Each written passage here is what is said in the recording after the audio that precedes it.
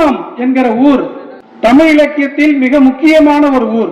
ஓலைச்சுவடியாக இருந்த தமிழ் இலக்கியத்தை ஏடுகளில் தொகுத்து வழங்கிய ஊவேசா வாழ்ந்த மண் குன்னம், வளர்ந்த மண் குன்னம், அவர் தமிழ் படித்த மண் குன்னம். இந்த மண்ணிலே தன்னுடைய நிர்வாகத்தால், தன்னுடைய திறமையால் பெருந்தலைவர் காமராசர் விருது, பேரறிஞர் அண்ணா விருது, பேராசிரியர் அன்பழகனார் விருது பெற்று நிர்வாகம் நடத்திய பெருமை உள்ளபடியே இந்த பகுதியில், ஏன் தமிழகத்திலேயே யாரை சாரும் என்றால் பிரியா அம்மாவைத்தான் சாரும் என்று தெரிவித்துக் கொள்கிறேன்.